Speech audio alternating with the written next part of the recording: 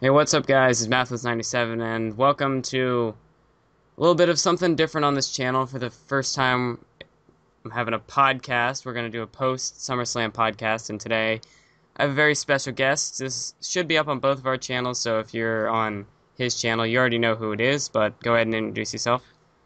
Yeah, I'm BrendenPlayz.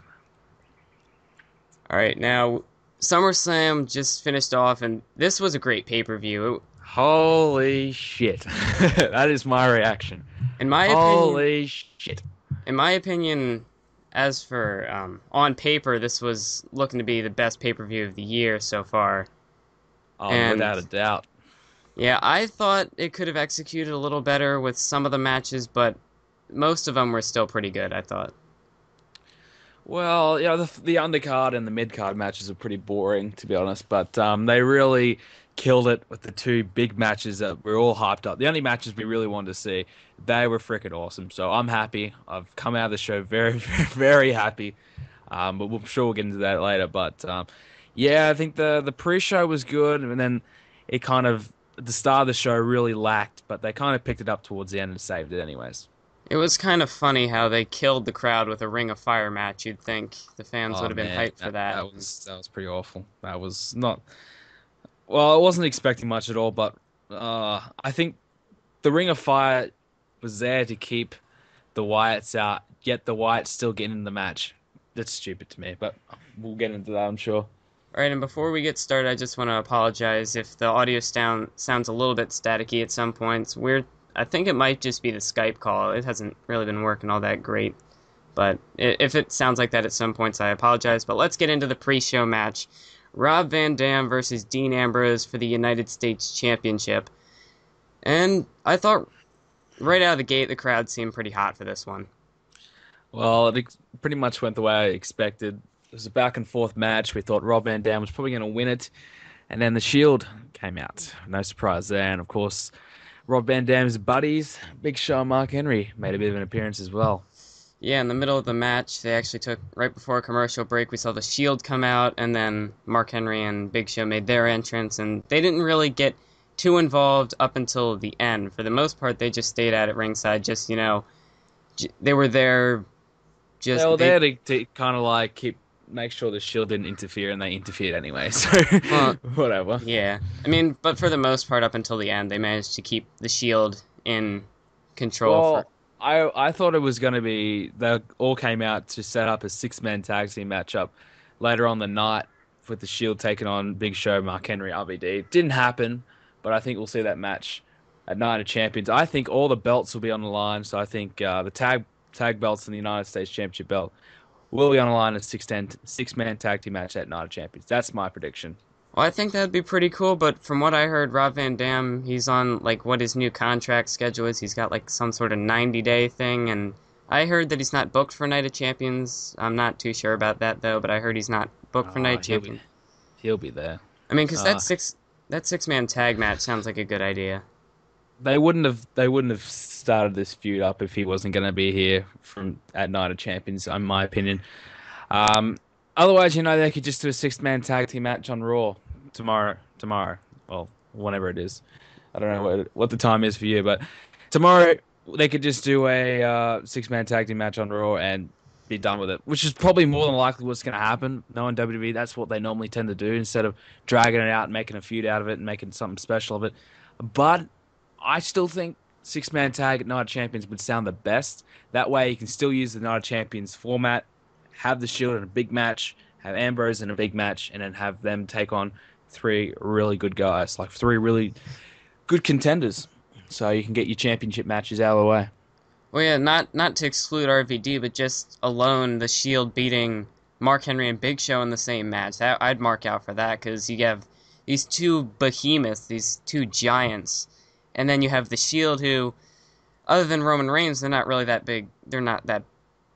I sort of lost my train of thought on what I wanted to say there. But, I mean, they're not the biggest of guys. And to go up against two veterans, former world champions like Mark Henry and The Big Show, would definitely be a big victory and a big boost in momentum for the Shield.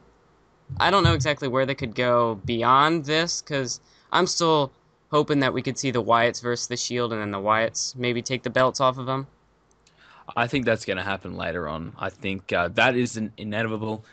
But we'll get into this in a minute when we talk about the Wyatts. But I think the Wyatts are flopping a little bit. They're not really doing what we all thought they were going to do, not making much of an impact. But I think the Shield versus the Wyatts is just going to happen. It's the three, sorry, it's the two biggest stables at the moment going ahead, going at it for the tag belts.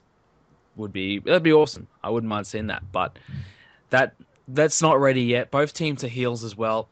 The Wyatts are nowhere near ready. They really need to work and establish their character quick because at the moment it's really flopping. And for them to take on the Shield for the belts, they're gonna have to really sort themselves out. Well, I think now that Kane is going away to film his movie, like I said, it would be cool to see him come back with this huge beard to join the Wyatts. But, well, I don't think before we get into Kane versus Bray Wyatt, I don't think we addressed the finish for the United States match, where it was RVD, he hit a frog splash on Dean Ambrose, and then Roman Reigns comes in and spears RVD and gets the disqualification.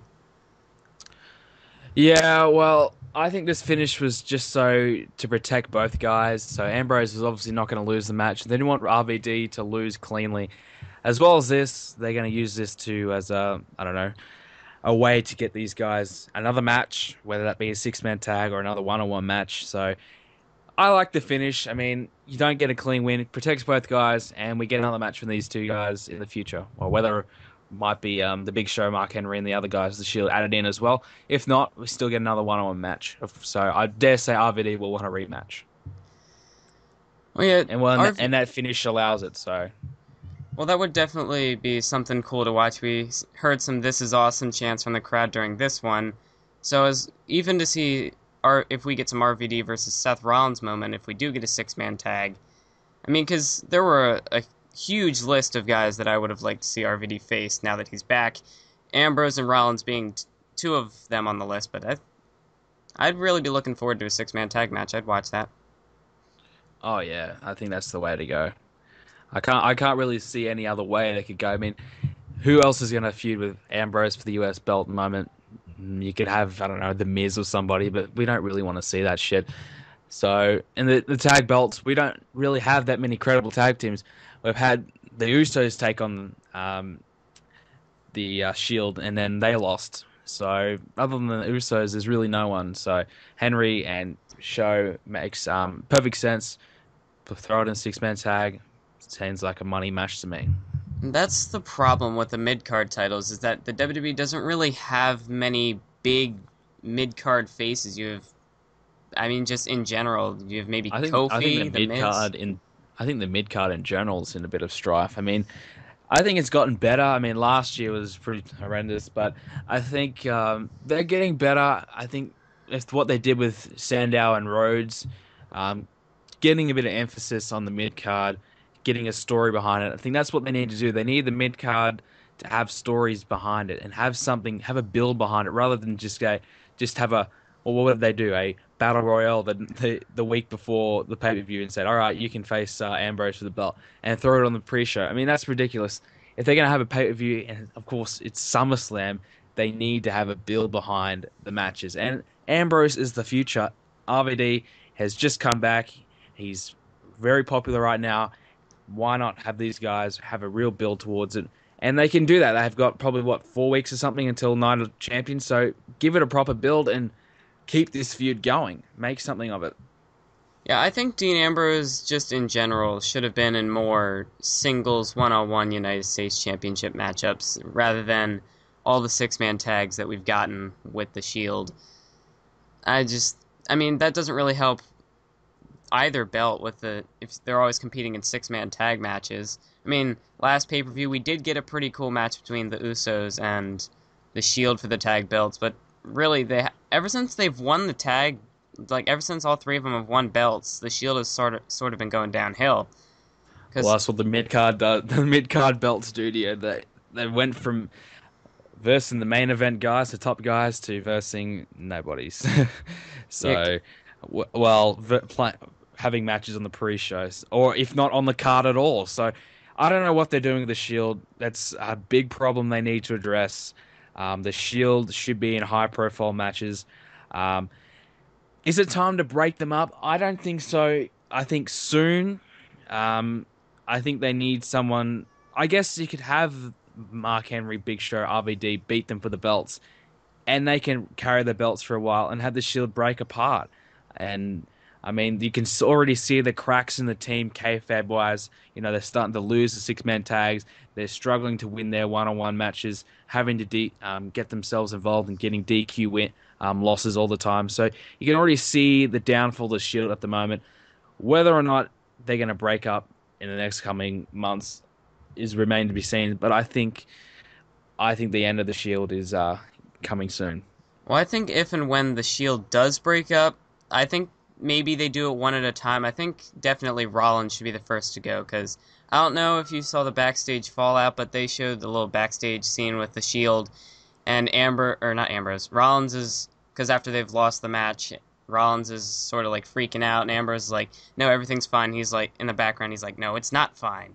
So I can kind of see a little bit of conflict there, but I mean, I'm still hoping to get Survivor Series, The Undertaker, The Shield, and one other member against Kane and the Wyatts, but that's probably a little far-fetched. I don't think that's going to happen. I don't think Undertaker will be at Survivor Series. But if anyone's going to break away from the Shield, it's going to be Dean Ambrose, which would make more sense because then you still have the tag team of Rollins and Reigns, but then you have Ambrose gone away, become a singles guy. He already is a singles guy. He barely is in the six-man tags. They barely have them anymore, and he doesn't really do the 2-on-2s at all. So he is the singles guy.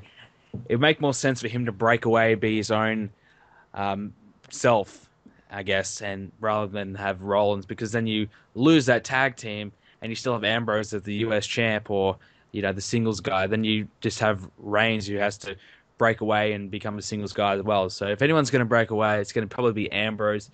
When, I don't know, but it's going to happen. Well, they are obviously going to break up sometime soon. I think it'll happen before WrestleMania. I would like to see the Wyatts versus the Shield feud, but I don't know if the Wyatts are going to be there. Like I said before, I don't know if the Wyatts are going to be good enough. They need more time. And the Shield are running out of time. So I think we might miss that feud. I think it might not happen.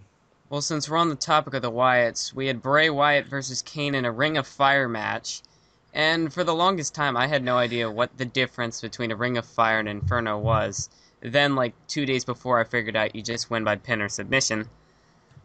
And for the most part, the Flames, they did keep the Wyatt family out up until the end when they got that little fire blanket or whatever it was. Yeah, I mean, that was I'm not a big fan of the finisher. In my opinion, to make Bray Wyatt look good, he needed to beat Kane by himself. Instead, you had his lackeys or whatever they are, his family come in, they outsmart the Ring of Fire, they put it out, get in the ring, attack Kane. And what do? They drag Kane outside the ring or something. So it looks like Kane went and got raped or something by some hillbillies. So he's in a bit of trouble, so he's not going to be back for a while. But, he's obviously going to film a movie. So, I don't know, Bray Wyatt, the finish for me just did make Bray Wyatt look like a genuine threat. It made the Wyatt family look strong. They beat Kane up. The steel chair or what was it? The steel guillotine. Yeah, that was awful. That was awful. I mean, you could obviously see that his head went through, did not get hit by that at all. It was right in the gap. The crowd didn't even react to it at all either. So it was pretty bad. But I don't know. I think that whole match was bad. We all expected something really bad, but I was expecting it to be pretty shit. But I was hopeful, but no, it was not very good. It was a pretty bad way to start the show, and the crowd were not into it at all.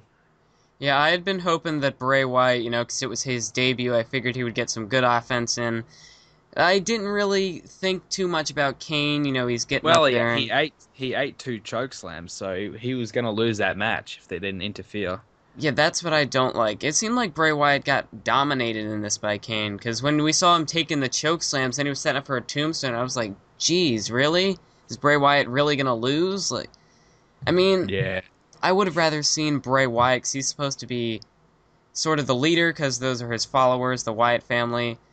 I Bray Wyatt should be the more dominant one, but it looks like it's more Eric Rowan and Luke Harper who are being the dominant force of the Wyatt family. Well, Bray Wyatt's the mastermind behind it. He's the brains. He's the those guys are just doing his dirty work for him. So he's the guy behind it all.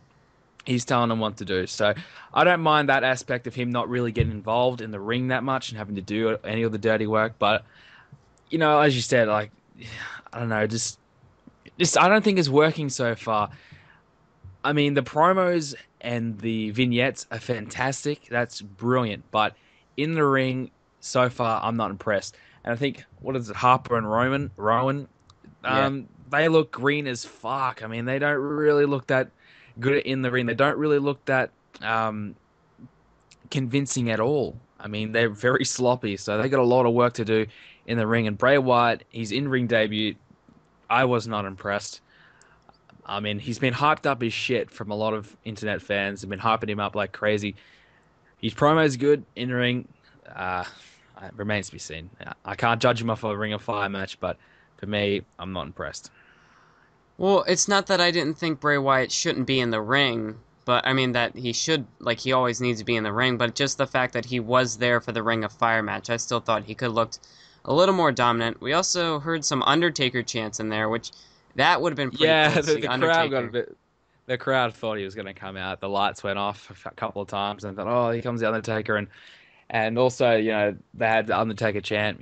When Kane was getting his ass kicked. I actually, for a moment, thought, "Oh, maybe he might come back," or someone might come out and help him, but nobody did. Kane just got his ass kicked, and I thought, okay, Undertaker could come back, but then I thought, well, how is he going to get written off TV if Undertaker comes back and saves him? So that's not going to make sense. So no Undertaker, unfortunately. He won't be back till probably a couple of weeks after Royal Rumble. Well, they definitely left a good opening for Kane to possibly join the Wyatts with him getting carried off by the Wyatt family. That's sort of what I'm hoping I think for. I think that's going to happen. I think he might come back without the mask. I don't know. He might keep the mask, but I don't know. Well, he could because they have the sheep mask or whatever, so it would suit. But I think he might come back as a member of the Wyatt family. He might be all like estranged and confused, and who knows. But I think that leaves a gap for him to come back in. So I don't know.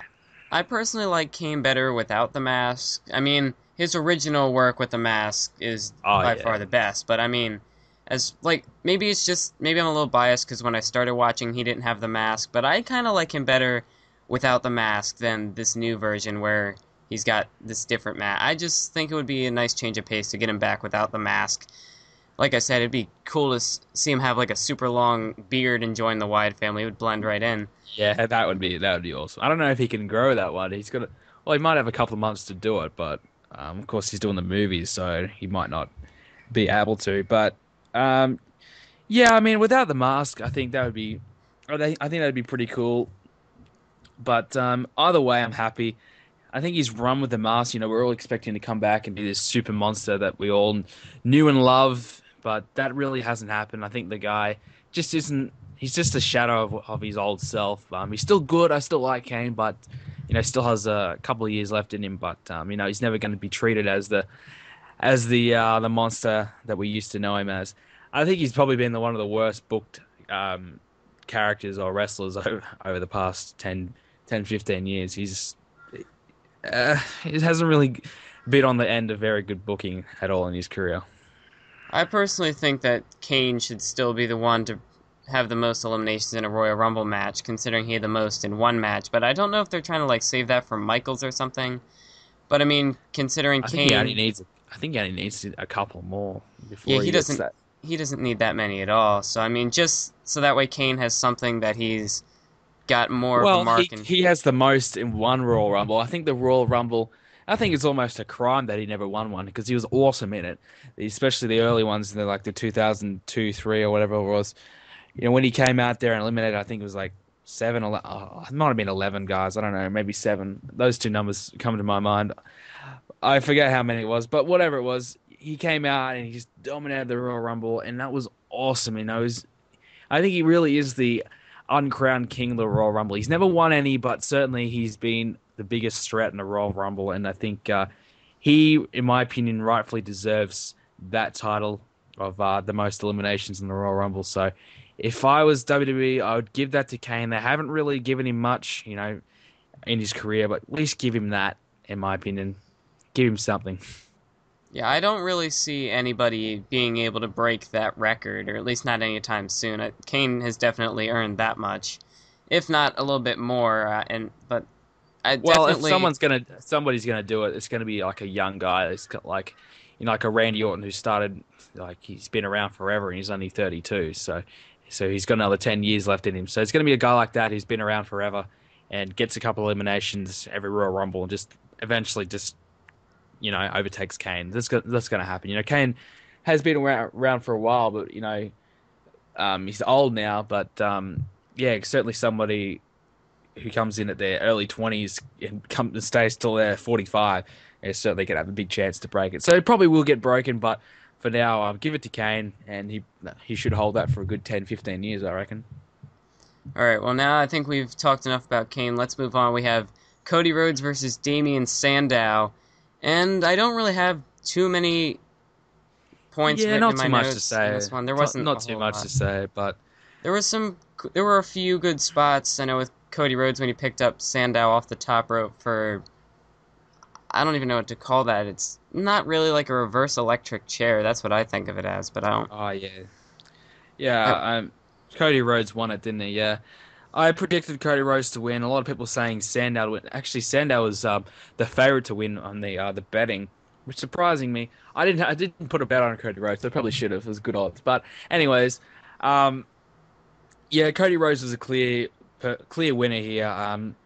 There was no way they were going to have Sandow just beat Rhodes again. They just turned Rhodes face after, and the build up to this feud was actually pretty good. I was pretty impressed with the build up. I thought it was good. I don't really watch SmackDown, which is where most of it happened, but they do the repeats on Raw or whatever, so you end up seeing it anyway. But I mean, the build up was good. There was a bit of a story behind it, and it was just two former best friends who just hated each other now and going at it. And you can see that straight away. As soon as the bell rung, they went at it, and that's how it should have been. It was a very fast paced match, high action, high intensity, and I think they worked the match pretty well and we got the crowd going again after that sleeper of a match from the Wyatt. So kind of saved the beginning of the show, in my opinion. So I enjoyed the match, and I think it gets a thumbs up from me. yeah, that definitely was a good bounce back from that past crowd. The crowd died for that Ring of Fire match. This one they came back before dying again for the next match. But for the most, this was a good match. I thought it looked like Cody Rhodes was dominating, but I know Sandow had his point of offense that I'm just not remembering all that well. But Cody Rhodes, yeah, I'd like to Well, see this feud go on a little bit more. You kind of made me sound bad earlier because I predicted Sandow would win with a roll up or something dirty, so that Rhodes would have gotten another yo, match and then beaten him. But this works too because then Rhodes if they were maybe. gonna have enough, if they were gonna continue the feud, they needed Rhodes to win because Sandow he can lose all he wants. He still has the Money in the Bank briefcase, so he still has that opportunity in the future for the world title, which I can understand why they do that to the Money in the Bank guys, and then have that big cash in out of nowhere, and the guy who's been losing all the time suddenly gets a big win and becomes awesome. But anyways, Cody Rhodes, if he lost this one, there'd be no reason to continue the feud. Now he's won it. If they want to continue it, they can. If they don't, well, they don't have to. But if they continue it, at Night of Champions, put the Money in the Bank briefcase on the line. You can classify that as a title, which in a sense it is a bit of a title. Put that on the line.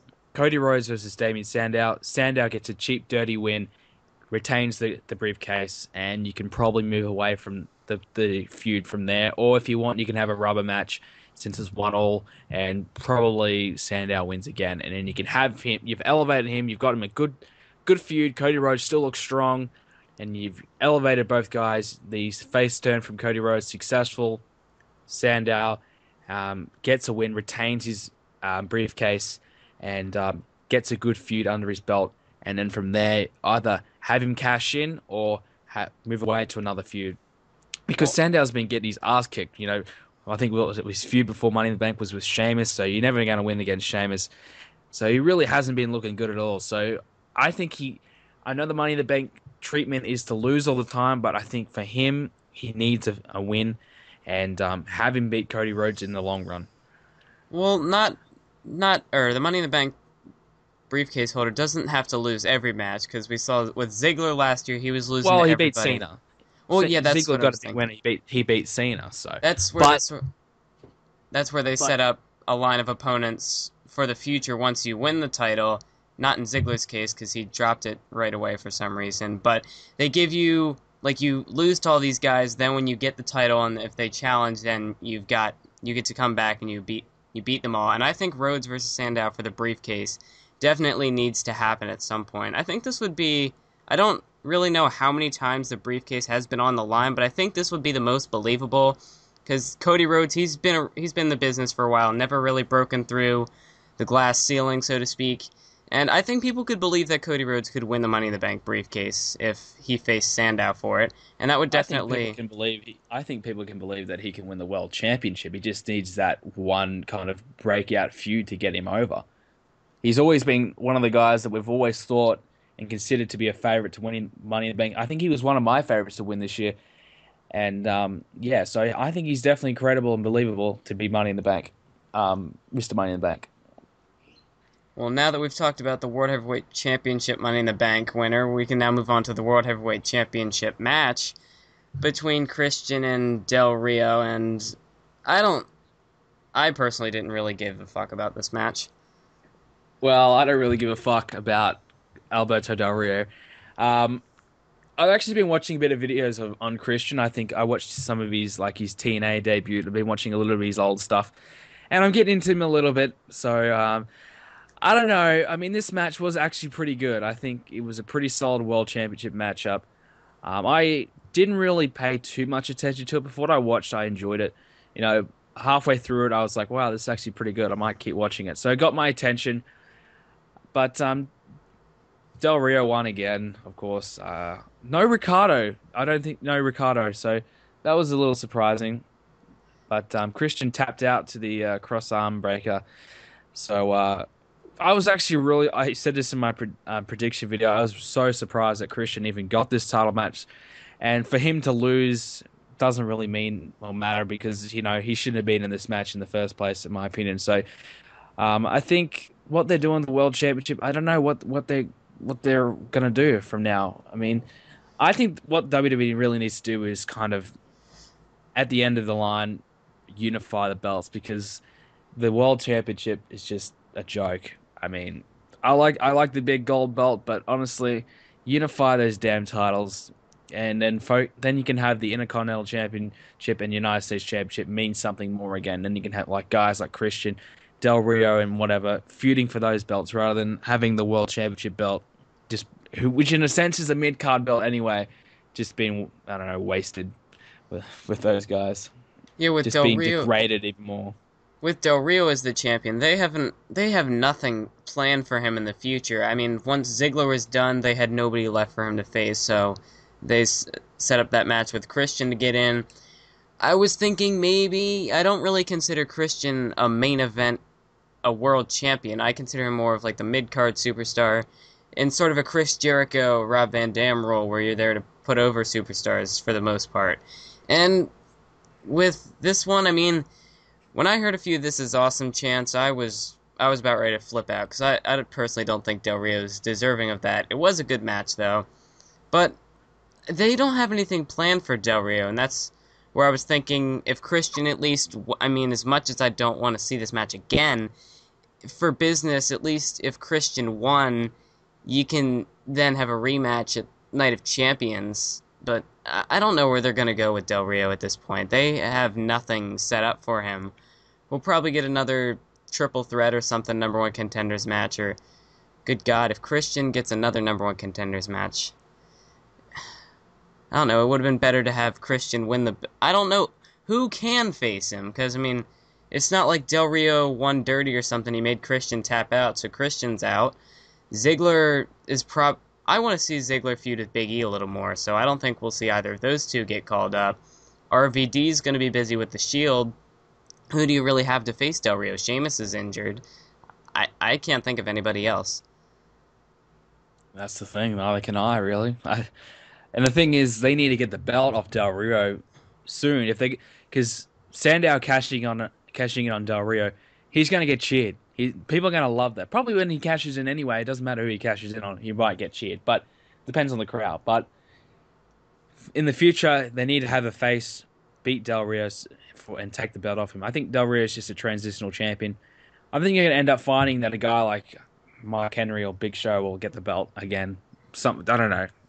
Honestly, I wouldn't be surprised if they move away from the Ziggler Big E kind of thing and get Ziggler back in there because Ziggler was such in a really heated personal rivalry, and then all of a sudden it's over. So I think there's more to be told in that story there. Whether or not they'll go back to it, probably not. But Ziggler, he could have another shot. Would make sense. Or, they could just do a Christian rematch. Who cares? Does anybody really care about the World Championship match? No. Was anyone talking about this match after the show? No. Nobody cares. They're just doing it to kind of fill it in. Like I said earlier, hurry up, unify the belts, get over and done with, and then we can have these guys put where they belong in the upper mid card and keep them there because they are not main event guys, and they're trying to treat the World Championship as a big main event belt. It's not. It's really not. I've been trying to convince myself that it was. It's really not.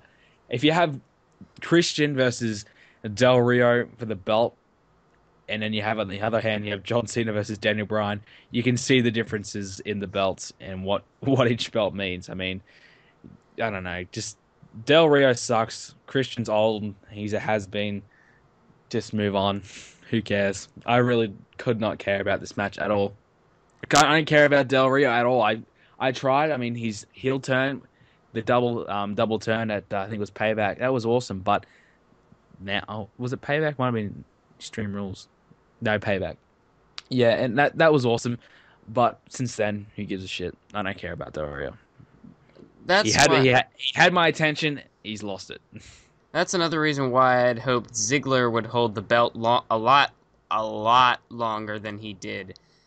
Because with Ziggler, as long as you put him into feuds with, I mean, the way they had it set up, if he had beaten Del Rio, there wasn't really anything left for Ziggler. I mean, there's nobody to feud with the world champion, whether it was Ziggler, Del Rio, Christian. I mean, the world title it's not legit anymore. It's in my opinion, it's the least cared about belt in the WWE. I cared more about the US title match than the world title match. That says it all. As long as Del Rio holds the belt. I mean, the last time I remember caring about the world title, excluding Ziggler when he cashed in, Daniel Bryan, maybe? Because I know when Daniel Bryan was feuding with Mark Henry and the Big Show, that was a good feud. And then the whole 18 seconds, that just seemed to be the downfall of the world title, in my opinion. I didn't really start to care about Daniel Bryan until probably this year. I mean, he was all right, but I just didn't really see him as a top guy until, recently. And I start to get behind him. But what you said there, I think when Mark Henry had the belt, I didn't watch personally. I just started watching after TLC, so just before the Royal Rumble of 2012. So I didn't see any of that. But to be honest, I don't think the World Championships really meant that much since Edge dropped the belt. I think he was kind of carrying the SmackDown brand even though he won the belt 25,000 times, and he's now, what is he, 13-time world champion? That's a joke, but since it might be 11, I don't know. But since he dropped the belt, the SmackDown brand's gone to shit. The World Championship, since the brand exclusiveness ended, the belt has meant nothing. It's always been second tier to the WWE Championship. I remember back in 2005 when you had Batista as the world champion. He was killing it. And, had Triple H as world champion. The belt meant more than the WWE Championship. There was a time where the World Heavyweight Championship meant more than the WWE Championship in my eyes. I always thought the World Championship was the big belt, was the big, meaningful belt up until probably, I don't know, 2006-07. So there was a time when the World Heavyweight Championship was a huge belt. It meant a lot if you had it. Now, it's probably a detriment to your career if you have it, to be honest. I mean, look at Ziggler. He had the belt, carried the Money in the Bank around, wins the belt, has a huge moment. We all think, all right, here we go. He's going to shoot away. He's going to become a big star from this. Of course, he got concussed, drops the belt, and now he's doing nothing. I don't know. Del I mean, Rio, he's had the belt. What has he done with it? Nothing. well, not only because Del Rio holds it, but really without the brand split, there can only be one top guy in the company, and the rest are all beneath him. So really, what is the point of saying, "Oh, we have these two title holders, so they're automatically the two top guys in the company," when that's not the case? I can understand having two mid card belts if you're not going to split the brands, but there's no point in having two major world championships because there really is only one top guy. And if you're not even going to put effort really into the feuds for the other one, maybe not even Well, unified. I don't even think at this point the world title almost. I mean, I I think would they should say, just deactivate it. Just get yeah, rid of it. that's how bad it's Retire the gotten. belt. I mean, as far as like the Well, how can you treat the World Championship seriously when they keep saying that the W Championship is the most prestigious prize in wrestling? It's this and this. It main events most shows. The World Championship I don't think has main evented a pay per view since 2010. I think that was Kane versus the Undertaker, so you can see why that main evented. What I mean, you don't have the exclusive brand pay per view others now, so the World Championship doesn't get a chance to main event. It's always going to be overshadowed by the W Championship because it's always going to have Cena, Punk, or Bryan. The top guys are going to be in the W Championship match, and the World Heavyweight Championship is going to have the leftover guys. The guys who are up there but not quite, or who aren't doing anything. So to me, get rid of it. Either bring back the brand extension and have SmackDown as a big blue brand again. Have SmackDown mean something again because I think they're nearly at that stage where they could probably do it. I mean, this. I think I talked about this last year. No way could they do it. They just had this influx of new talent coming in, and the roster was so thin. But I don't think the roster is that thin anymore. I think in maybe a year or two's time, I could see them bringing back the extension again because I think the roster is going to be really beefed up again because they have such a influx of good new talent coming in. They might not be the established veteran names that we know of and the casual fans know of, but if to the current fans who watch it all the time, they're gonna respect these new guys coming in and give them a chance. And I think a brand extension is needed to kind of get these guys over because if you have 3 hours of Raw, right? They're only going to get really the big stories out on the big things that they're focusing on out in the main show on Raw. And then on SmackDown, you kind of have the undercard guys who don't really, who don't get featured that much. They put them on there. So the SmackDown's kind of treated as the second show, the shitty show. Whereas, you had it back in 2002, 2003. It was kind of the top show. And it was a show to be on. So I know they probably won't do it, but I think the brand extension is needed. If they're going to keep the World Championship around, either have the brand extension or just get rid of the belt because it's run its course now. There's no need for two championship belts, and especially when they're both on the same show. Well, since we're on this point of talking about the negatives, there are two matches that at this point I don't really want to address because I want to get into the really epic parts of the pay-per-view. So we had Natalya beating Brie Bella. I didn't watch it at all. That was just a ploy for the Yep, Total Divas. You could tell that was just they put that then in there. Do you watch Total Divas? I don't. I will admit I watch it, and I will admit I like it. I like the show. I do watch it, and it kind of gives you a perspective on the divas' lives, and kind of. I like the whole backstage. I love learning about the story behind the wrestlers, the person behind the wrestler. I love hearing about that.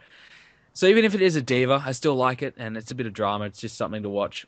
Like, So is it more realism than it is scripted? Because when I saw the I title, think I it is. was like, oh, this is gonna be all scripted. Maybe a few little real bits of realism sprinkled in, but I was expecting I it to be think more probably scripted. about 75% of it is real. There is scripted components.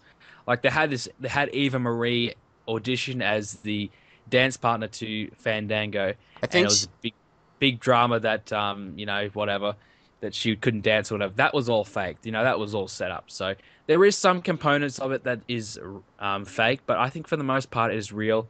It probably is real for most sense, and then they just overdo it. to make it more dramatic. So I don't know, but for me, I like the show. And anyways, this match, going back to the match, this match is all just a ploy to kind of continue the storyline. Obviously, we don't know what's happened in Total Divas yet because they're only on the fourth episode now, which I think brings the show to about June. So they are a couple of months behind. So you'll probably see in like 2 months time, a month or two's time, what this match actually had, because you probably can assume there was some backstage drama behind the Divas trying to find out who's the top diva or whatever. Natalia probably had a problem with the Bellas, and the Bellas probably trying to say, yeah, no, we're the top diva. And then they had a match. So you can assume that that's probably the reason behind it, and they're just using this match as a bit of extra content for their Total Divas show. And really, they need to kind of put the Divas on the pay-per-views, otherwise it just degrades them so badly, because they're trying to talk up the Divas on the show like they're these big stars and everybody loves them and have so much fans, when realistically nobody gives a shit about them. During the Divas match, they had the crowd were chanting Michael Cole, Jerry Lawler, and JBL. They were chanting for the commentators. They didn't even give a fuck about the match. Nobody cares about the Divas. They just did this match for Total Divas to show, which actually gets very good ratings, surprisingly. But to be honest, keep them out of the ring. I couldn't care less when they're in the ring. Even in the mixed tag, but I'm sure we're going to get into that, didn't care about them at all. Yeah. I thought that was a piss break match. Even though I had Dolph Ziggler and Big E Langston, two of my guys I really like, didn't care. Well, with the Natalia one, the only thing I really noticed was that she won by the sharpshooter. In my opinion, Natalia deserves a push. I'd like to see her face AJ for the title. And with the mixed tag match, I thought they had an opportunity that they could break off what it was, the one feud with AJ and Big E versus Ziggler and Caitlyn. They could have broke it off possibly into 3 feuds, including the Total Divas one. Maybe possibly get some sort of feud between AJ and Natalia. That's more of a stretch. But Layla could have possibly interfered and cost them the match. We could get Layla versus Caitlyn. That, like, if you start building multiple feuds for the Diva that are real, I mean, even if AJ would be off to the side for a little bit right now, or even just have occasional getting involved because she's the champ, but that's what made TNA pretty much the only good thing that I can think of is the Divas division, because they actually put a build into it. You had Mickie James versus Velvet. I didn't really pay too much attention to any of these, but you had Mickie James and Velvet Sky. You had Gail Kim and Taryn Terrell. They were putting on good matches. And then you could do something where you have Caitlyn versus Layla, and then you could have AJ feud with somebody else. To get Caitlyn has to get out of the Divas title picture. Well, I think it's just not, sorry to cut in, but I think it's kind of ridiculous that they had a singles match for the Divas. We normally get one Divas match. They had a singles match, Brie Bella versus Natalia. Why couldn't they just have Big E Langston versus Dolph Ziggler one-on-one, and then you can have Caitlyn versus AJ Lee one-on-one for the Divas Championship? Get them out of the mixed tag, because the mixed tag, having the Divas in it, ruined it. You could have Dolph Ziggler and Big E Langston, two former best friends or whatever they were, go at it. And then you could have AJ Lee as Big E's manager, or, come out to the ring with him and whatever. But just keep Caitlyn. Caitlyn, for me, ruined it. Keeping her out of it would have been fine, But I don't know. Just keep Caitlyn, like you said, keep Caitlyn away from the Divas Championship. She had her run. She sucks. She's a terrible actress. She can't cut a promo to save her life. She's just awful. In the ring, she's mediocre at best. I like her spear. That's probably about it. So keep her away from the championship. If you're going to have someone go for the belt, make it Natalia. She's a love face. I went to a live event, and she got a pretty big reaction down under. So people like her. She's a very likable character. And she deserves a push. And from Total Divas, you can see that she's very underpushed, and the WWE don't really see her they don't think very highly of her anymore. They see her as the veteran. She's basically training all the new divas that come in, so they kind of just training people to replace her. So she's the veteran, and I think an AJ Lee versus Natalia feud, if AJ Lee wins it, that'll be cool. It'll put AJ Lee over. It's probably the only diva really left that she could feud with. AJ Lee, I'm talking about, that she can feud with to kind of put herself over. Layla versus Caitlyn feud, that'll be okay. I think I see Layla just as eye candy. I mean, she's not on the Total Divas show, surprisingly. I would have liked to see her on Total Divas. Maybe she didn't want to do it, but she's eye candy. She's really doing nothing, so why not? Layla Caitlyn can versus Layla. do Layla can do much better work as a heel than she can as a face. When she No started doubt. using Insatiable or whatever that song is called that they've used for several divas in the Yeah. past, when Have that they? no, Layla didn't deserve to be. She doesn't need to be a face. She is not the face character. When she goes around and dressed up like, oh, she's the eye candy. No, you had other divas for that, like Kelly Kelly. Now that they're gone, I guess they thought Layla should have been the diva to do it. I don't know, but Layla Well, can actually. remember when Layla was the champion and she came out to zero reaction? I think she had a big return at Extreme Rules last year. Absolutely nothing. She Mm, came out, won the championship. Not one person even clapped. Nobody gave a fuck. So her as a face sucked. I think she had a good run with Michelle McCool as a heel, though. I didn't watch it, but I think I heard good things about it. So she definitely can play a heel character well. And I think a feud with Caitlyn, I mean, why not? Throw it on SmackDown. Let them feud it out. yeah, and that would sort of add a little bit more. It'd be something different for the divas division instead of AJ versus Caitlyn, AJ versus Caitlyn, AJ versus Caitlyn. Just a Well, long. to be honest, I actually thought the Divas division was going to run its course, and they've kind of saved it a bit. I think a lot of people are really looking forward to the big debut of Paige. Haven't watched Definitely. any of her work. She just turned 21, so the one thing that was supposedly holding her back is no longer there. So she can come up to the main roster. I don't know. They can put her with AJ or whatever and let them go at it. But to be honest, I still don't care about the Divas. I mean, I used to like them back in the day when you had Trish Stratus and Lita and whatever, but I don't know. I just the divas now just aren't very likable. I mean, I just like seeing hot women, in very little wrestling. I don't mind that, but nowadays they don't have them in the bikinis and whatever. So they don't really have them looking very, very good and very attractive. So the one component that most males, to be honest, they're just eye candy. All the guys just want to see them in bras and bikinis and whatever, and try and wrestle. So whereas now they're actually, covered up and they're actually legitimately trying to wrestle, and it's just boring.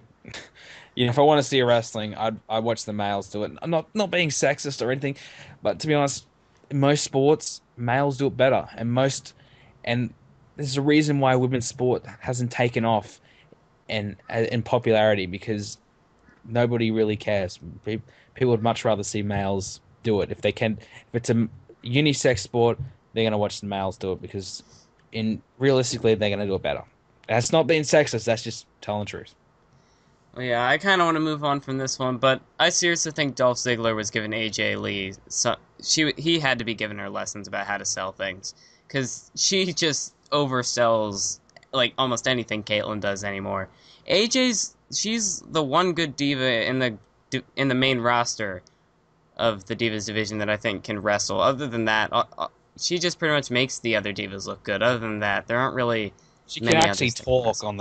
on the mic as well. She says she can actually sell a feud, whereas Caitlyn, her acting is awful. And I know when they were trying to really make a feud for the divas, and they had the AJ come out and torment Caitlyn and whatever. That was actually a good feud, but AJ's part was fantastic. Caitlyn's part was terrible. So you Caitlyn's had facial expressions were. Caitlyn's she's awful. So she just killed that feud and killed any hype behind it. Anyways, let's move on. I'm sick of talking about divas. It's just boring. Alright, so I think all we have left now are the two main events, and both matches, Oh yeah, did both maybe get half an hour plus? I'm not sure. I don't know how I much think I Punk and think Lesnar so. got. Yeah, I don't know. I think if not high 20 minutes to low 30s.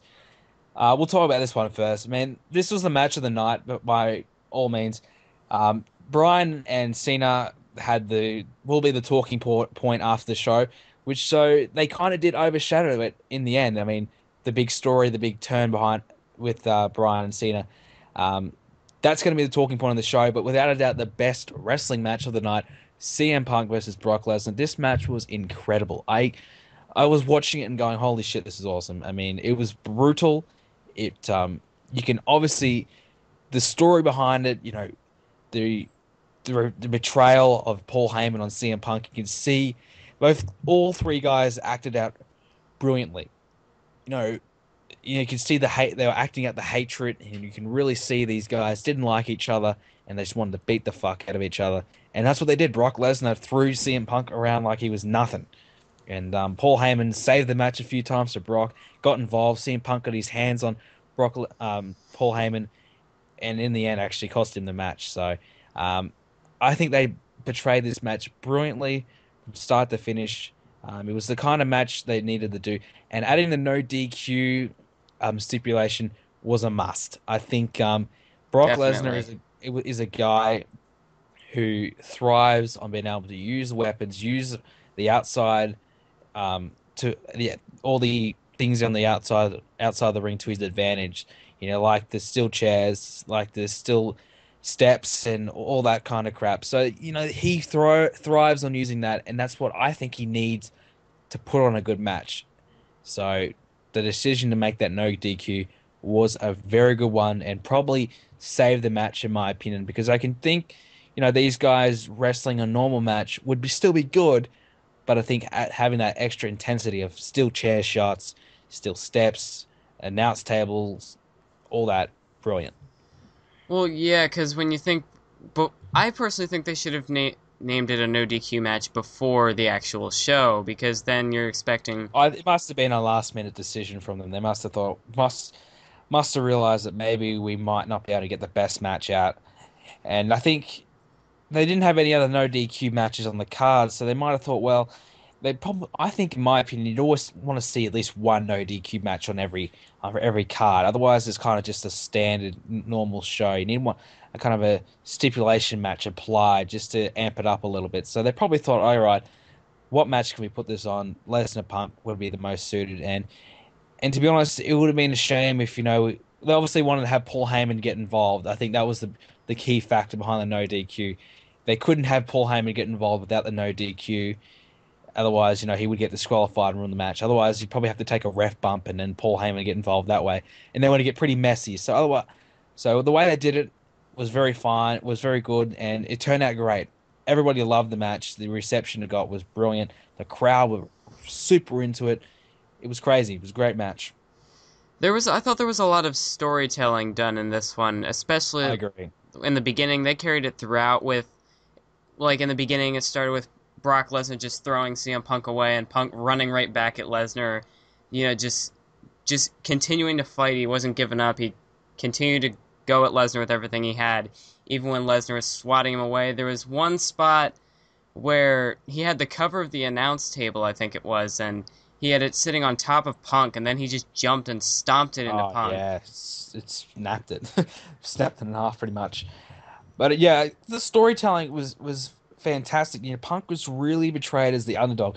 You see, Michael Cole was so surprised whenever Punk was getting offense in, and he was screaming, "Yeah, Lesnar's down, Lesnar's down." Kind of really portraying Lesnar as this big beast, that this guy who's not going to get down, he's not going to be knocked down, and Punk is a guy who has no chance of beating Lesnar. They really did that well. Really portrayed CM Punk as a guy who's got no chance of beating. No way is he going to win. But he didn't get the job done. But he certainly, I think, all the fans have respect for him for the fight that he put up. And I think some people say this is going to ruin CM Punk. He's getting buried because he's lost all these high-profile matches. No, no, no, no. I mean, he lost against Undertaker. Yeah, I think he beat Jericho. Yeah, didn't win Money in the Bank, and he loses against Lesnar. So his recent run hasn't been that great, but he will. I think if anything, this is going to help him because he almost beat Brock Lesnar, and not many people can say that. And him almost beating Brock Lesnar is just as good as him beating Brock Lesnar. I think if he had to beat Brock Lesnar, that would ruin Brock Lesnar and elevate Punk. But Punk almost winning, but not quite, elevates Punk, keeps Brock Lesnar as a genuine threat. So both guys come out of this match very good.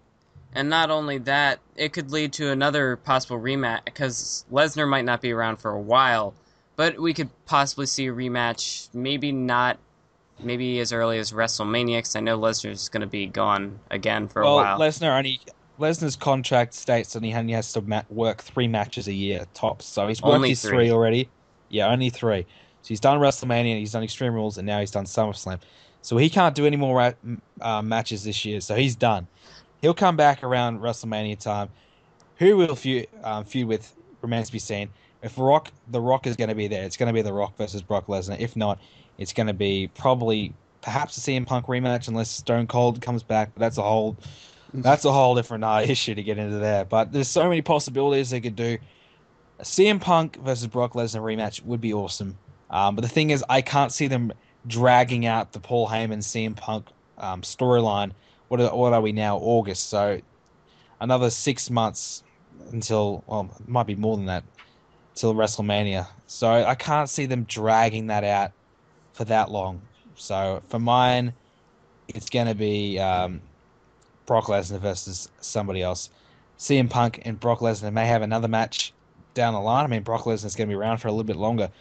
So I'd also like to see John Cena versus Brock Lesnar again. So there's a couple of rematches I'd really like to Uh, see. You don't want to see that one? I don't know. I didn't watch WWE at the time, but I did see a few clips from it, and I heard from people that it wasn't that great of a match. I saw parts of it, No, and it was the definitely match was it was the an match all-out was fight. epic. It was awesome. It was a brilliant match. So brutal, there was blood involved. It was just the perfect way, the perfect match for Brock Lesnar to come back to. And it really made Lesnar a threat. Lesnar losing was retarded, but Yeah, other than that, the match was brilliant. And that's probably one of the reasons why Extreme Rules last year was such a highly regarded pay-per-view because of that main event. So, brilliant match. So if they do something similar with Lesnar and Cena, sure. I would love to see Lesnar working more dates and being able to wrestle. I wouldn't mind seeing him like a 3 month run, like the Royal Rumble to WrestleMania, and yeah. him be the WWE champion for 3 months, like The Rock was. That would be awesome. I would love to see that, but probably not going to happen. But still, something like that is a possibility if they could work it out with Lesnar. So I don't know. I mean, there's so many options they can do. Where does CM Punk go from here, though? The thing is, will they continue this Paul Heyman feud? Curtis Probably. Axel, maybe. You'd have to say Curtis Axel's going to be the choice, but Curtis Axel sucks. I mean, I've tried to get into the guy. He's Intercontinental Champion, but he's not even featured on the card. I His theme mean, is good. That's about it. I like his theme music and his name's cool. That's about it. He has Paul Heyman. That's his only real driving factor. He's very monotone, very boring on the mic. He's nothing special in the ring either. So there's really nothing that great about him. So where do they go with CM Punk? I don't know. He's not going to be back in the championship situation. Daniel Bryan's got that locked up. Randy Orton's got that locked up. We'll get into that in a minute, but he's not going to be back in the title picture. I mean, he could go for the World Heavyweight Championship. Maybe that could be the solution to Alberto Del Rio and CM Punk. But then if Del Rio beats CM Punk, then that makes no sense. We don't want CM Punk as World Heavyweight Champion because that would degrade him. So that would bring him down, not to bring him up. So that's probably not going to happen. So he either can move away and do another profile feud with somebody who I've got no idea, but or just lurk around and be there. There's really not much for him to do at the moment. He's not going to get a title shot. Cena's out. We don't want to see Cena and Punk anyway. We've seen that a million times. So I don't know. I really don't know what's next for CM Punk. We know Brock Lesnar's not going to be back, so there's no worries there. So not sure what they're going to do with Punk. Well, definitely. I don't know what he's going to do next, but even if he takes a little bit of a break, we could understand. This was a great match. I think no DQ is the perfect stipulation. It's not too much like a no holds barred match where you completely get away from it being a match and it's just a fight. Whereas in this, we got to see a little bit of technical work from both Lesnar and Punk, but yet we still got to see some of the fights, like when Punk he was jumping out on the outside onto Lesnar, and then when the chair got Well, involved, the first 20 minutes or so was probably like an all-out wrestling match, and then towards the end, when the guys were getting tired and whatever, they incorporated the outside and using the weapons and whatever. yeah. All right, so then we have our final match, which the only way I could have seen this even like you could not really consider it, but like the only way this would have had any sort of hope of being able to top Punk and Lesnar is if Cena tapped. That didn't happen. So I mean, that wouldn't have been the only thing. It Well, would have had to have been a the great match. finish was so surprising and out of nowhere. I mean, he didn't tap. He beat him with a flying knee, which was fucking awesome. That was a great move. And I was not expecting to get the win. When he got the 3 count, I was like, whoa, what? I was surprised. Um, the match itself was pretty good. I mean, it wasn't better than CM Punk and Lesnar, but it really got the job done. Bryan was great. Cena, he stepped it up. You can tell that he knew he had to step it up tonight, and he did. And props to him. He put on one of his better matches in recent times. I think he was good. He was solid, and of course, the real talking point about this match, the heel turns. I mean, at the end of the show, Daniel Bryan. I was going, saying to myself, well, when's this heel turn? Is there going to be a cash in? Is there not? Because Daniel Bryan was celebrating. Good couple of minutes there of celebrating. Triple H was putting his hand up, and he was even doing the yeses with him and clapping for him and celebrating. And I was thinking, wait, hang on, Triple H is going to pedigree him. He's going to pedigree him. Didn't pedigree him. Randy Orton comes out, teases a heel turn, and I was thinking, wow, maybe he's not going to do it. And slowly but surely he walks back down the ramp, stops, and Daniel Bryan, watch your back. He ate a pedigree, and Randy Orton comes in, cashes in, and gets the win. I mean, that was a perfectly executed heel turns from both the guys, and this possibilities of what's going to happen the next couple of weeks is who knows, but it really. I think this is the most I've been excited for the WWE for a long time. Really, really good stuff. Perfect finish to the pay-per-view. Everybody's talking about it, questioning what the fuck's going to happen. Some people are saying, well, CM Punk and Lesnar should have main evented. No, they shouldn't. This was the perfect main event. This was the perfect way to end the show. Lots of questions being asked, and who knows what's going to happen. Daniel Bryan got his big celebration, so, you got to be happy for the guy.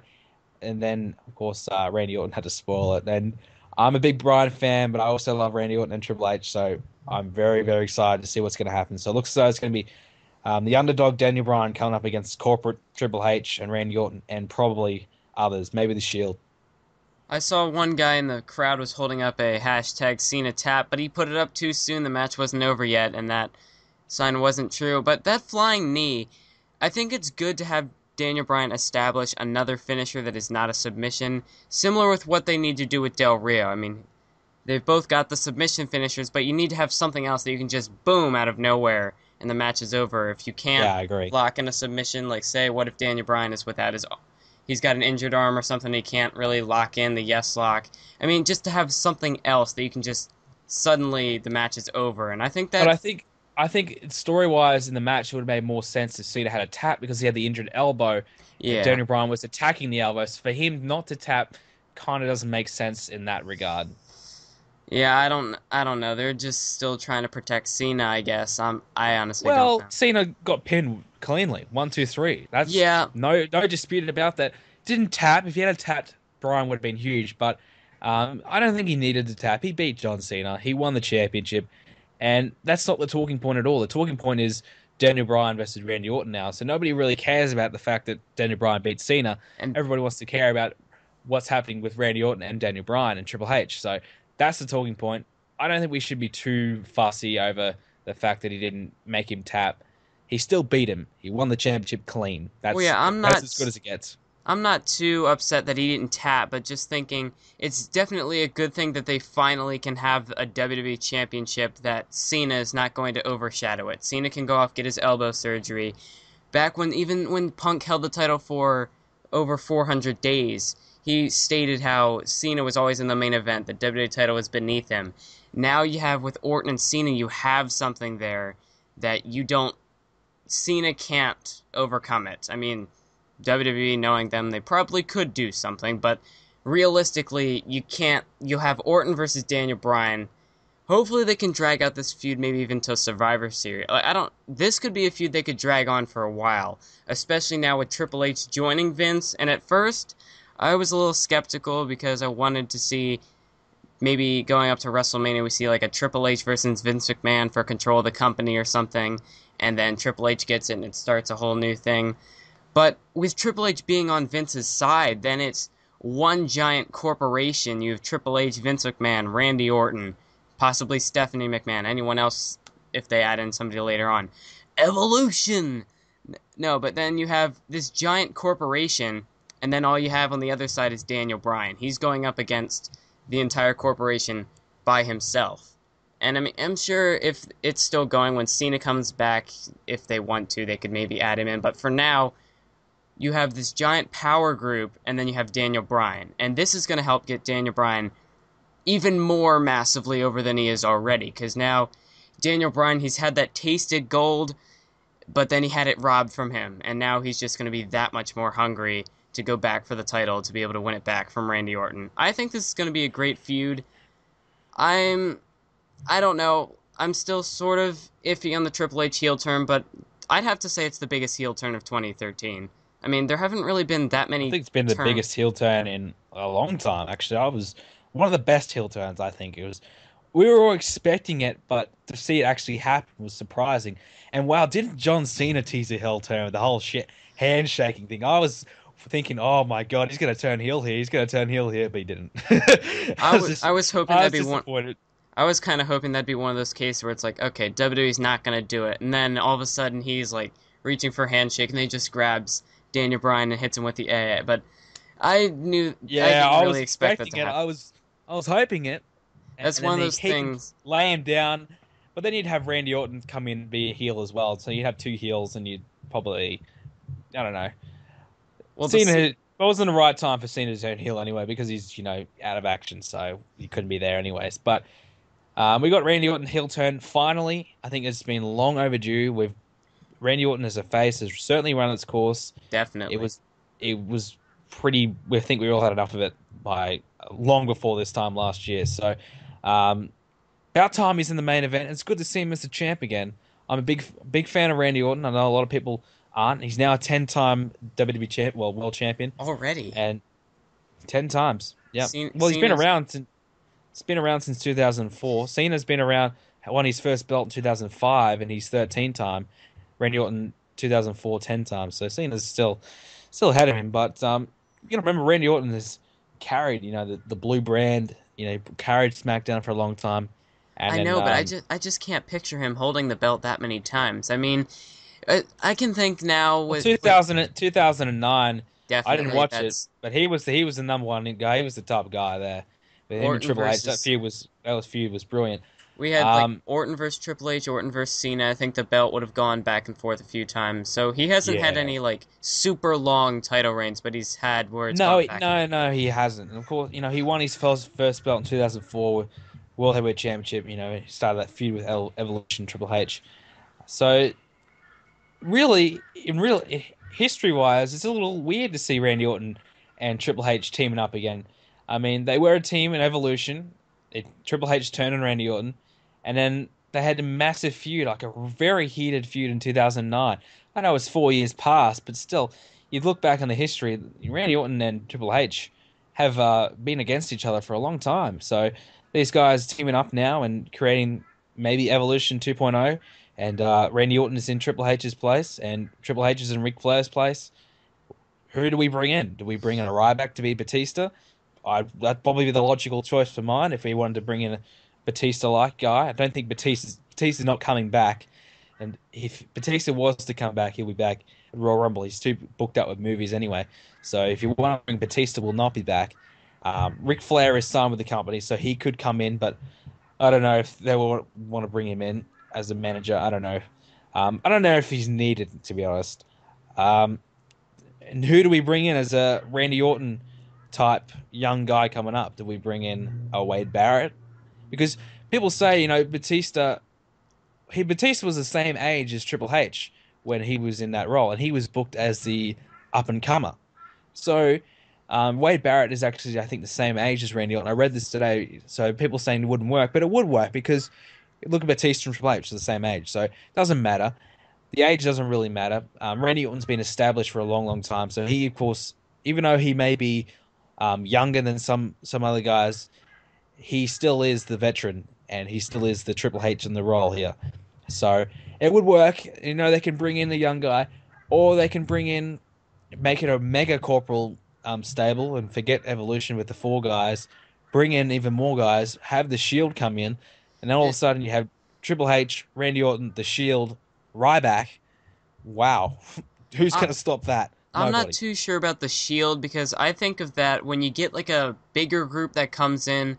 I hope they wouldn't do this, but I mean, just thinking about WWE, it seems like the Shield would be kind of maybe after Ryback or something, but the Shield would be one of the more of the first lines of defense that you send out, and they would just get their asses kicked, and I don't really want that to happen. Maybe they wouldn't do that, but just thinking when you have so many guys in a stable, there has to be somebody you send out first to take the beating, and I would kind of see the Shield as being that. I'm not. You could Yeah, also argue that the Shield are individuals. They're not. They don't yeah, work for anybody. They work for themselves and they work for injustice or whatever. So having them true. as in the corporal stable may not make sense. So um, Maybe I if would think they. a corporal stable needs to happen. We haven't seen one in Yes. a while. I don't know. Can't really tell you the last time there was a big, corporate, um, the boss versus the rest kind of thing. We've seen a lot of Vince McMahon, trying to team up against other guys. Like with the, I remember not long ago I was watching Triple H, so DX versus Vince McMahon. So we've Spirit seen, Squad. yeah, with the Spirit Squad, and we had the Big Show in there as well. So a lot of that. So probably that was probably the last time I can really remember, like a Vince McMahon trying to really like take down a person rather than like we know we had the 2009 feud with the big mans and the Ortons and Legacy, but I wouldn't really count that as a corporate stable, taking out somebody because the roles were reversed. It was really But just the McMahons. They didn't really have anybody else. yeah, exactly. And they had Batista towards the end, but whatever. So um, corporate stable, I would love to see one. Now, if we go the evolution route, who knows? I think this is a good chance to bring in a young guy, add them into the stable, and you can make him a top star. I think they could really use this corporate stable to make somebody. Because you look at Evolution, Batista and Randy Orton were made from Evolution. Without Evolution, they're nobodies. They would not have been. Randy Orton wouldn't be the guy he is now. Batista wouldn't be the guy he is now. So now, if they're going to go this route, this could really work. This could make one or two guys. Ryback, he's just come in, and if they want to have the big enforcer Batista role, Ryback's the perfect fit. He's a heel, so it makes sense. So they could do that. He's just been bullying everybody, so they could do that. But who do we bring in as the other guy, the other member? So the Randy Orton role. So the cocky, arrogant young guy coming through. Maybe call up somebody from NXT. You I, could, I but then you probably want to have somebody already on the roster. But or yeah. you could have Triple H unveil this new upcoming star and whatever, and bring him in. So yeah, it could work. They could bring someone from NXT. I don't know who, but I don't really follow NXT. But yeah, there's a lot of possibilities they could go with, and I think people saying Wade Barrett. I don't think it makes sense. He's British. To me, he just wouldn't fit the mold. He just wouldn't really fit the group because I just because of the fact he's British. There's I no think other of really Wade reason. So. Barrett like when he was with the Nexus and the Core. He was more of the leader. I mean, maybe with Vince McMahon, because he's like at the very top of the food chain, maybe. But I would see Wade Barrett as more of like a leader of his own faction. So I'm putting him. I mean, I could kind of see it with the corporation. I could kind of see him being a Vince guy, but not with a beard. I don't think. Well, that's not really a big deal, but now I like how he looks more like the Nexus. I kind of would have hoped that would lead to a push, but I think it's going to be more of a burial. Be nice to see him as a corporate guy to kind of get him a bit of a push, but I don't think he would completely fit in. Yeah, so there's just so many possibilities as the way this can go. And Monday Night Raw is going to be very, very exciting, very, very good, very interested to see how they go. Probably Randy Orton to open up the show with Triple H and have a big title celebration. So I don't know, man. I guess we're gonna have to tune in and see what happens, where they go with this storyline. But the storyline is going to lead up to WrestleMania, so it's going to last a while. So apparently this is the beginning of the McMahon Triple H storyline. So I don't see McMahon and Triple H teaming up. I can't see them. I think Vince McMahon may disagree with what happened. I actually originally thought coming in that Vince McMahon might introduce Randy Orton and make him cash in. So that's what I originally thought was going to happen. So Vince McMahon would do that, and then Triple H and Daniel Bryan would team up. So, but I think this is what the end of this feud is going to end up being: Triple H versus Daniel Bryan at WrestleMania, and Daniel Bryan winning and beating Triple H once and for all. That's what I That's think the culmination will be. I can see like a few things like more towards future because I could see maybe for now we get Vince and Triple Obviously, H teaming up, and yeah, you might be right. then Yeah, you might be eventually right. they will split, so that can kind of carry the feud out a little bit more because they work together, and then one makes a They decision the other maybe doesn't like. perhaps, yeah, exactly. They might have a power struggle between them. You know, both guys are so power hungry guys. Then you have them making decisions and they're disagreeing with each other. And eventually, after time, it just doesn't work out, and then they go against each other. That might be right. And I'd love to see a traditional Survivor Series matchup at Survivor Series. Bring back the old 5-man, 5 vs 5. Make it mean something again. Unlike Yes. last year, that was terrible. Vince McMahon's team versus Triple H's team. Make it happen. That would be awesome. Or Triple H's team versus Daniel Bryan's team. Well, Cena should be back by then, so you would think Cena Yeah, would yeah, be one of the exactly. guys. I'm sure they could build up other people to side with Daniel Bryan. Yeah, exactly. I'm sure Daniel Bryan will probably have, guys like Henry, Rob Van Dam, Big Show, something like that. He could I easily call personally think those guys. Henry. I personally think Henry's a better heel. I mean, definitely with Yeah, the whole definitely. retirement swerve. Oh, yeah, definitely. Him being a babyface, I don't think it's really worked out so far. Hasn't really had much of an opportunity, but he's been a heel for a while, so they can freshen up his character a bit and make him be a badass face. So I don't mind it, to be honest. Maybe the Shield. Him and Big Show as a tag team, I think would be pretty cool. Maybe the Shield could make a face turn somewhere down the line and maybe work for. I don't know. I don't know. Because that'd be kind of cool if we see, like, the Shield sort of, like, hired people, not, like, officially as part of the corporate stable. They just come Yeah, I in, think that's the kind of thing sort of the like, Shield should be. They should be like a rogue group that people kind of like hire to the take APA, out. sort of. Yeah, and they hire to take him out.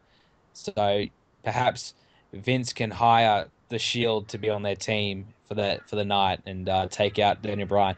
That to me would be pretty cool. So you don't have to have Triple H wrestle or anything. So you can just have Randy Orton and someone else, maybe a Ryback and the Shield versus Daniel Bryan, who else and whoever else. So Cena and friends. So Sheamus will be. Oh no, Sheamus would be back. So they can have so many possibilities what they could do. So I don't know. I'm very excited to see Monday Night Raw, and I'm very excited to see what happens in the future. And I think at the moment this is a very very good position the WWE is in right now. They're very people are very intrigued to see what's going to happen. They just come off SummerSlam was a brilliant show all around. You'd have to say I don't know. I'd probably give it a 9 out of 10. I mean, a couple of matches sucked, but they couldn't ruin the rest of it for me. I think the ending was absolutely brilliant, and Brock Lesnar match was good. Del Rio and Christian was solid, and the Rhodes and Sandow match solid, and of course the pre-show was good as well. So you'd have to say SummerSlam was a big success. But the thing is, can they continue the momentum leading into Night of Champions and beyond? That's the big question. That's sort of the problem with WWE. They tend to not do that. And when you think of a pay-per-view like Night of Champions, not really too much of a high-profile pay-per-view name. There's It's not not. really much they can do with Night of Champions because you can't really have that many standard non-title matches on it. You kind of have to force yourself to have championship matches on it. That's why I think like the 6-man tag, the US belt, tag team belt, that can kind of put two matches into one, so then you can have room for another match. So I think might need to think about doing that, or have like the Divas match on the pre-show or something as well to kind of fill in time. So I don't know where they can go. They're really like it's going to be obviously Randy Orton versus Daniel Bryan for the belt. So that's where the big storyline will be. CM Punk maybe versus Curtis Axel for the Intercontinental Championship. I don't want to see that, but it probably will happen. So Night of Champions, I think probably a very bad time for Night of Champions to be right now. I wouldn't mind seeing, whatever the next one is, Battlegrounds or something. Or do they get rid of Hell in a Cell? I think they still have Hell in a No, Cell. no, So they got rid of Over the Limit. yeah, whatever the limit was, where Payback was anyway. So they kind of changed it around and got rid of it anyway. So I don't know what Yeah. the point of that was. But good time to be a WWE fan, and I'm telling you, the next 6 months will be fantastic. And I've always been saying to my friends who are saying, "Oh, WWE sucks" and whatever. The next 2 3 years of WWE will be fantastic. I think we're going to start to see the rise of new talent. In 3 years from now, the WWE I think will be about as good as it was in like the ruthless aggression era, like the 2003 era. I think we're going to see some special moments just like then. Won't be a revolution like the Attitude Era, but I'm thinking 2003, 2004, where we saw really really good shows. I think we're going to see something like that in the next few years. So I think the WWE will be back up to that level. They'll probably still be PG. I can't see them, not being PG because of the sponsorships and whatever. But I think it's a good time to be a WWE fan, in my opinion. Yeah, with like ruthless aggression, Vince has been dropping that word a few times recently. A few months ago, I think he's referred to the Shield that they have the kind of ruthless aggression, and then he's been talking to Daniel Bryan. You don't have the type of ruthless aggression. That's what made John Cena the champion, and you don't have that, so you don't deserve to be the champion. And I don't know, there's just a lot of future things you could see going on down the road, especially with the Daniel Bryan. I mean, Cena, I might actually care about Cena now because he's not going to be in the main picture, but maybe we could. Do you think maybe we could see, like, not only we could get Daniel Bryan versus Triple H, Daniel Bryan versus Randy Orton, maybe see Vince McMahon get involved for a match against Cena or Bryan, No, maybe? I can't see Vince McMahon wrestling ever again. Not I even think he's. something like with Shawn Michaels, what they did What do they do with that? at one of the WrestleManias. It was like an extreme match or hardcore or something like that, where Michaels was like on top of the ladder and Vince was in a trash can. Like, Yeah, no, I can't see Vince in the ring again. He's too old. He's had a replaced hip and whatever. I'm sure he'd love to be in the ring, but I don't think he's medically cleared to do anything like that. I don't know. I think we've pretty much covered everything. I'd have to say. I don't know, man. Great show. What do you think? 9 out of 10, 9.5 out of 10. Not a I'd perfect 10 out of 10, but Yeah, I'd probably give it about a 9 out of 10, because if you maybe like an 8.5, I don't know, because if you take out the two main events, I'd say maybe a 4, but the yeah, two yeah. main events were just so good that it brought it up that much. Well, that's why you buy the pay-per-view to see the big main event. So I don't. So there's no real, can't really say, oh, if you take them out, then the show sucks. Well, of course it's gonna suck because Well, that's the yeah. reason why you buy the pay-per-view. So, um, I think the swerve, the heel turn, the two really good, high-quality matches make the show what it was. If you haven't seen it, it's a must-see. I think the best pay-per-view I've seen in WWE for a long time. Match of the year, Brock Lesnar versus CM Punk. So many match of the year candidates. My God, I don't know what's going to be the match of the year. You'd probably say there'll be another 3 or 4 candidates before the end of the year Punk finishes off. Taker, So that I no, think I might think be. Lesnar and Punk. I think eclipse Punk and Taker. Well, no, I'm just Um, thinking of like ones you yeah, could yeah, like the also put in the candidate, ballpark. definitely the candidates. But I think I'd have to say Lesnar and CM Punk would be leading that at the moment. What was the other match? I think it was Cesaro versus Daniel Bryan. I think that Yeah, was a good match. Cesaro versus, and that wasn't even a full match. That was part of the gauntlet. Yeah, If yeah. those So, two can go one on one in an actual match for that length of time, don't even get me started on Cesaro. I wish he'd get a main event push and world championship push. I wish he would, because he could. Some of the matches he could do would be incredible. So, but you'd have to say Punk and Lesnar, probably the number one candidate at the moment for the match of the year, because it had such a story behind it. It's just not just the match itself; it needs to have the story behind it as well to kind of make the match what it was. So it had everything, ticked every box in mine. So if you haven't seen SummerSlam, you are missing out. So, well, if you didn't see the main event matches, you might have been watching Total Divas like the 1% of the population, 1% of wrestling fans were. Um, Go and do yourself a favor. Go and look at it. There's plenty of ways you can go and see it online as well. So do yourself a favor. Watch SummerSlam. It was incredible. well, even if you don't want to see the whole thing, just make sure you see the two main event Yeah, matches. make sure you see the. You could probably skip the first hour and a half and then watch the rest. Well, the And you'd be right. pre-show match was pretty good, so maybe if you want to see that. Well, you can watch that one. You can That'd watch be that one. easy access. That's on YouTube, so. Yeah. All right, well, I think that's it. I don't really have Alright. that much more to say. Yeah. Well, I think we covered everything. So, Just as long guys, as well, thanks for listening, guys. We've finally got this podcast out. I mean, we've wanted to do it for a long time. tried to And, live stream it, and well, oh man, still sort of new with the program XSplit, and hopefully maybe if we plan on doing this Maybe- again. oh, I think we will. I think Night of Champions. I think we'll be all set. We'll figure it out. We'll make this a regular thing. I think. Because, I mean, I just got XSplit today and I was working on it, so not really too prepared for that. I can always try to figure, because we're having a little bit of bugs and issues with it, but hopefully by next time everything should be settled out and maybe we can live stream this. Yep. Alright, so I think that's pretty much it. Hopefully WWE can ride Daniel Bryan's wave of momentum that he's got going with the crowd being behind him. Hopefully they can keep this going, because I know WWE not Let's always. hope they don't fuck it up. Let's Yeah. hope they don't fuck it up. That's one They thing we can hope. They'll get opportunities and they manage to somehow squander them. They've got the fans. They just need to keep them. Yep, that's been WWE's problem recently. But with a lot of the feuds they've had going recently, I think I agree with you. We should be set for maybe even a new era in WWE. I think so. I think WWE has made a change for the better. I think it's the quality of the show is much, much better than it was 2-3 years ago. Alright, so I want to thank you all for watching. Be sure to subscribe to either of our channels, depending on which one you're watching, if you haven't seen subscribe to either of both. us. And yeah, be sure to hit the like button. Comment down below what you thought about the pay-per-view, any matches, whatever you want to do it down in the comments. And make sure to stay tuned for future podcasts.